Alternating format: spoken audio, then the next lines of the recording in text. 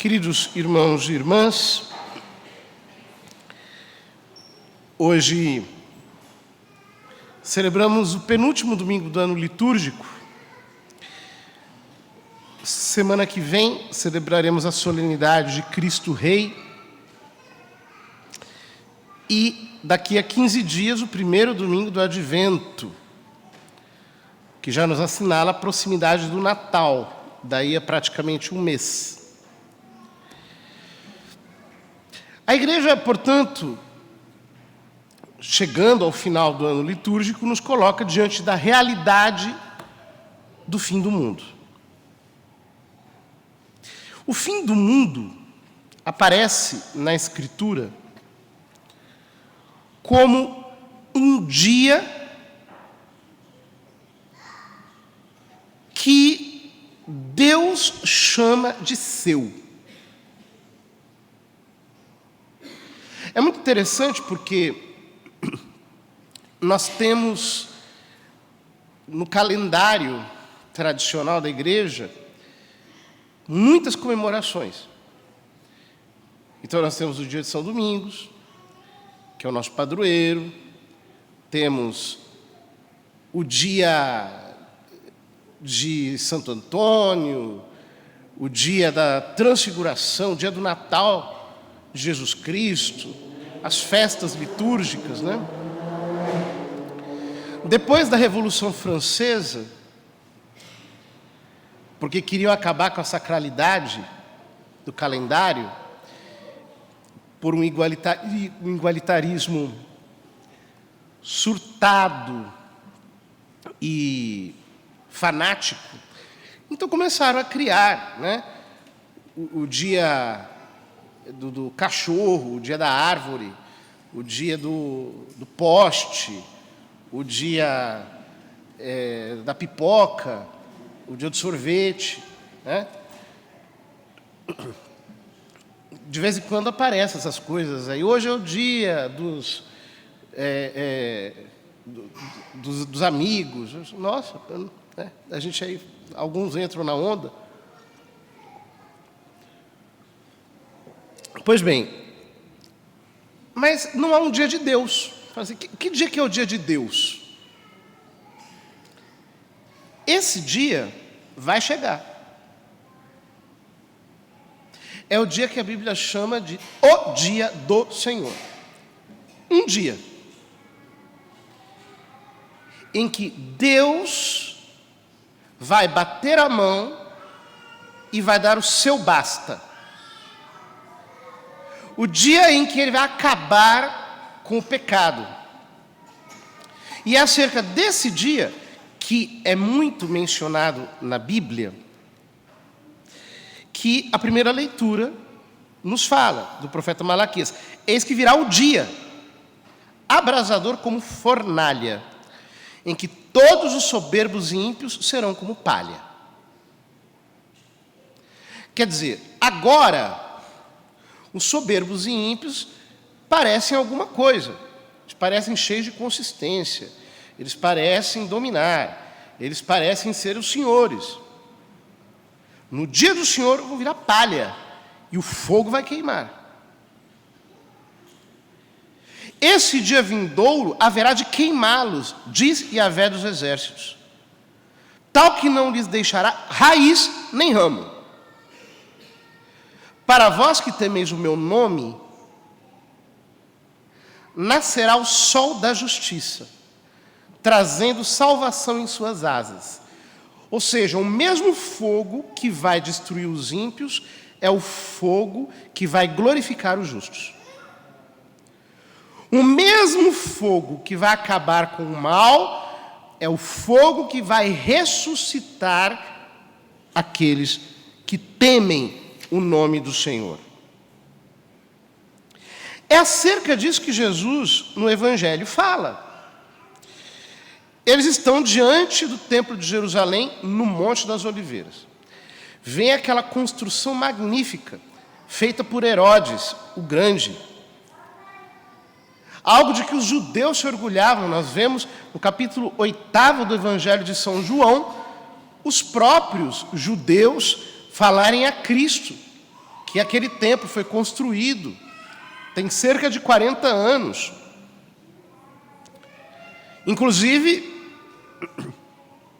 quando nosso Senhor diz, destruirei esse templo, e em 3 dias o reconstruirei, dizendo, em 3 dias vou acabar com essa religião de Israel, em 3 dias eu vou, pela minha morte e ressurreição, criar um novo culto, uma nova aliança. Que eles não entendem, eles vão pela linguagem literal. Eles o acusam disso, porque o templo para eles era o sinal de toda a glória de Israel. Uma glória que era humana, porque foi a aliança dos judeus com Herodes. Uma glória política, uma glória que parecia inabalável. E Jesus diz, vós admirais estas coisas? Dias virão em que não ficará pedra sobre pedra, tudo será destruído. É sempre assim. O que o homem faz pela sua própria conta parece imponente, parece definitivo, mas daí vem a mão de Deus e destrói. Vem a mão de Deus e abala, vem a mão de Deus e reduz a pó.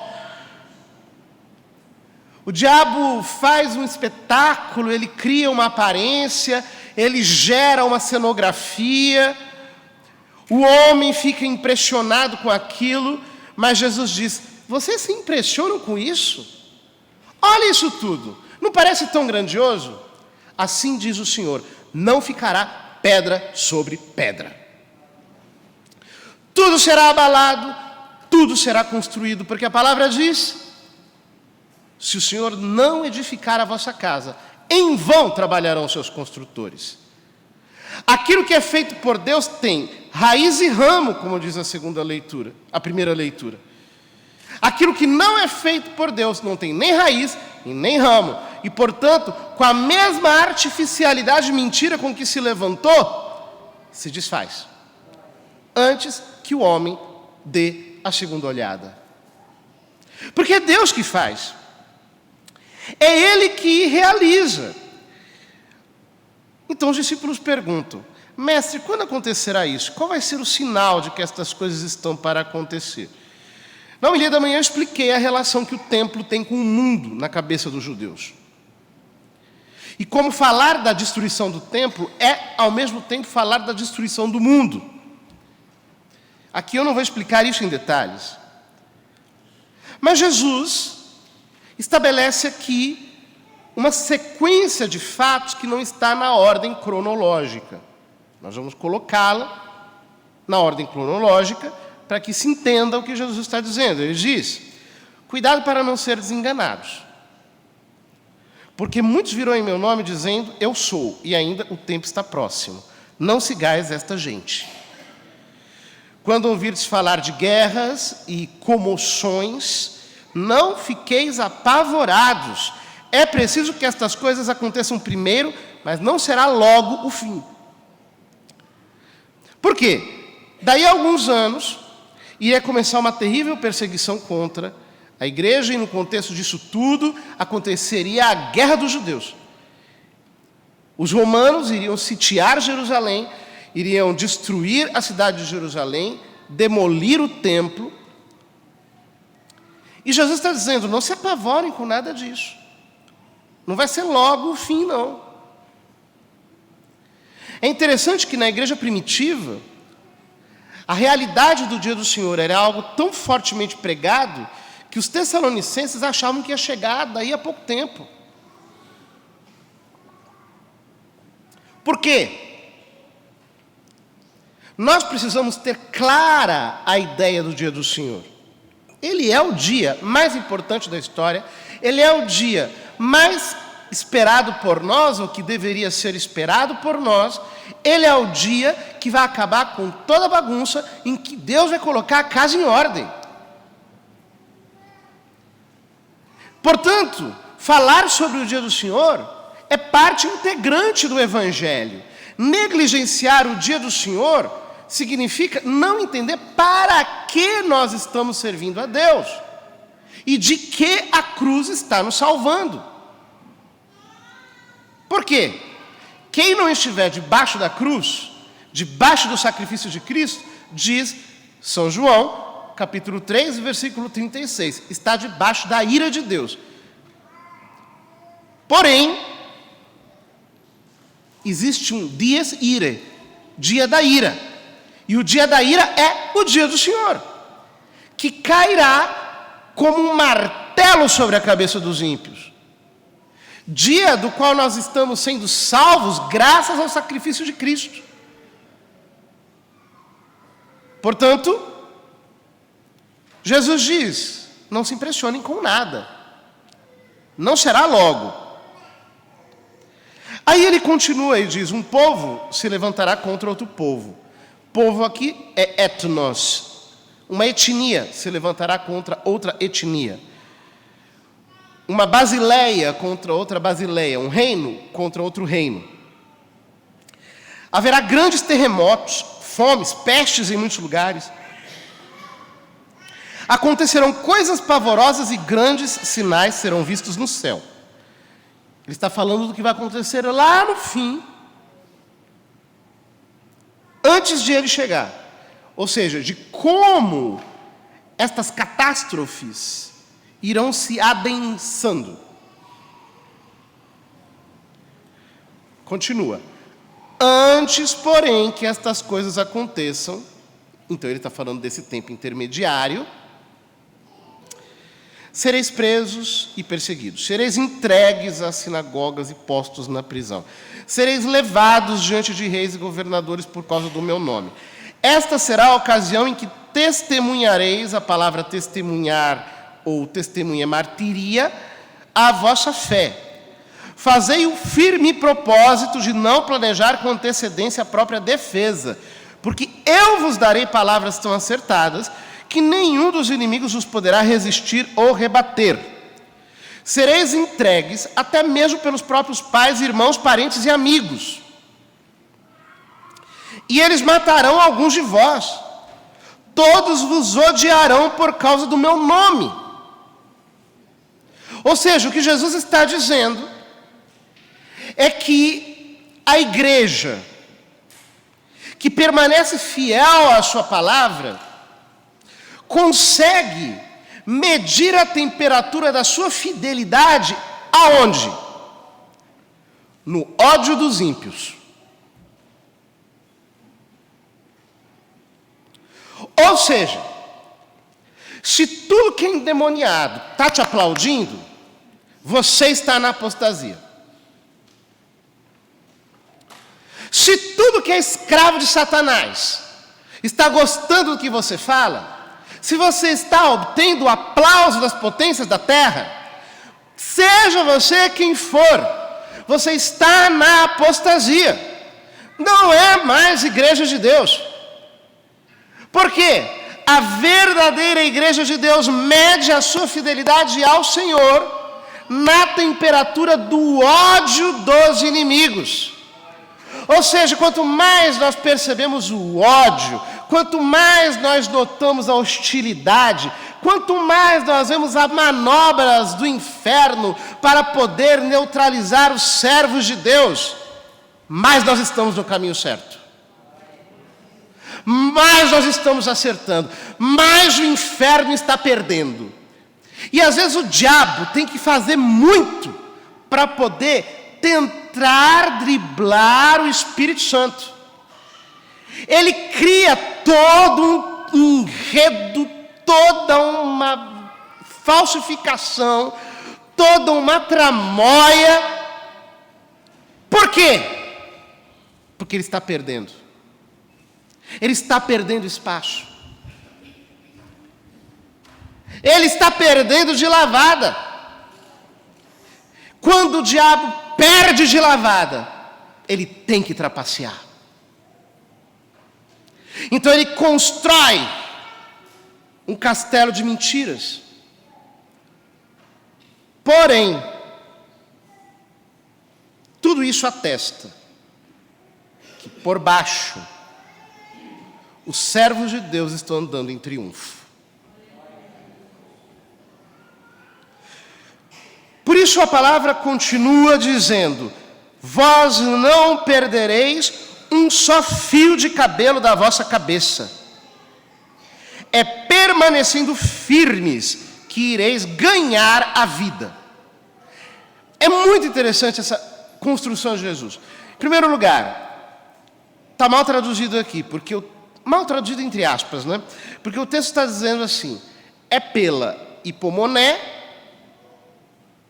que ganhareis a vossa vida. Então, em primeiro lugar, hipomoné. Eu expliquei melhor isso no homilia da manhã, não vou repetir aqui a explicação. Hipomoné é uma virtude muito usada no Novo Testamento, que a gente, em geral, traduz como paciência.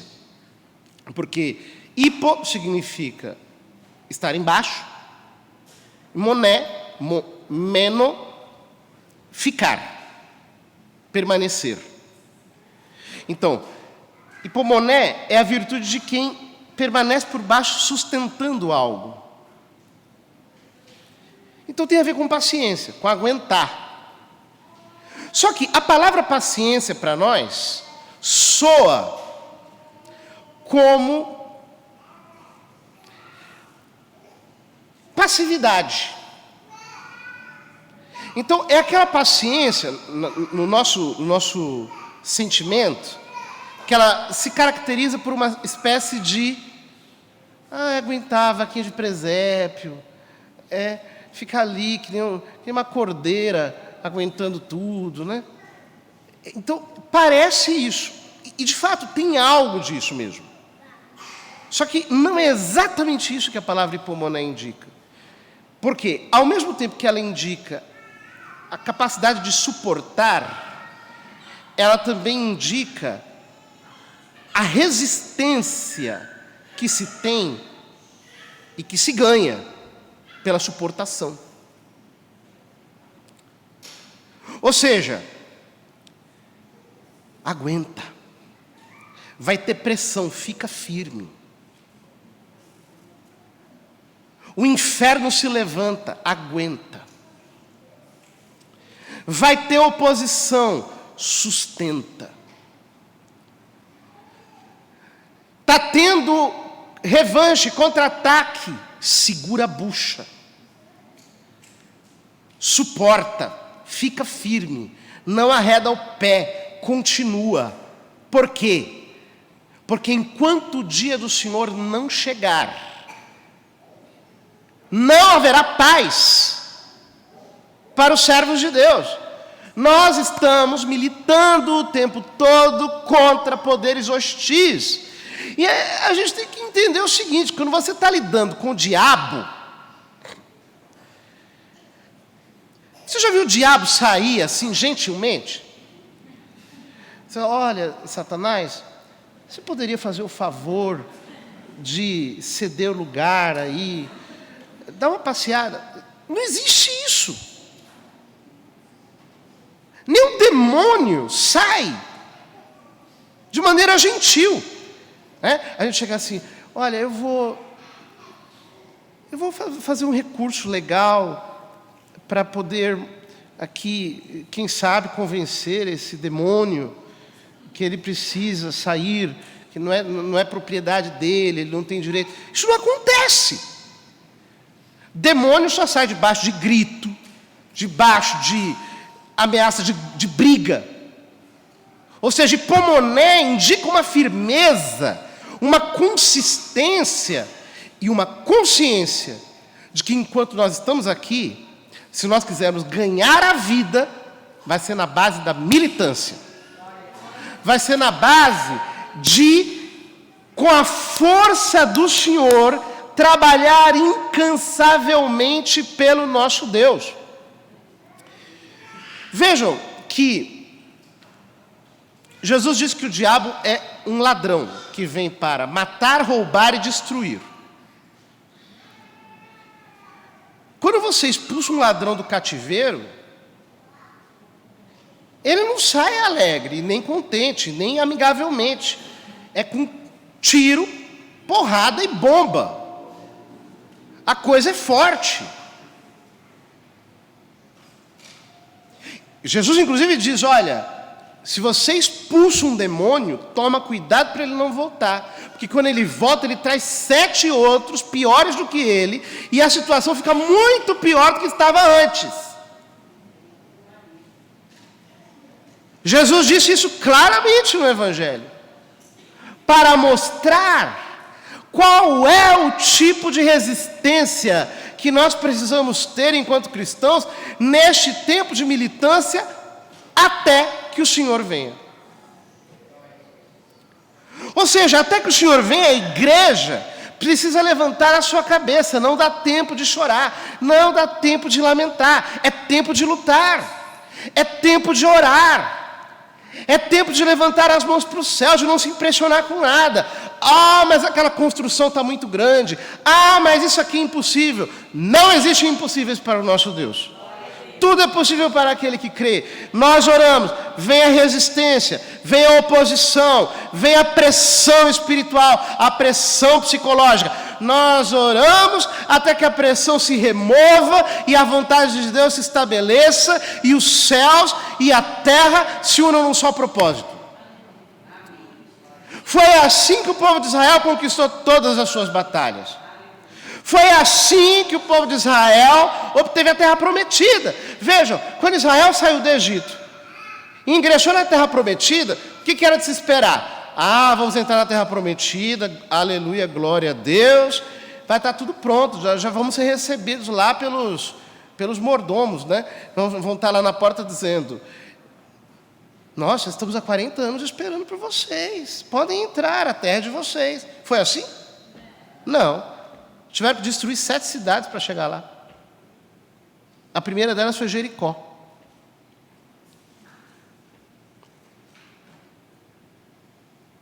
Isso significa que até que o Senhor venha, nós temos que trabalhar. Nós temos que ganhar. Sabendo que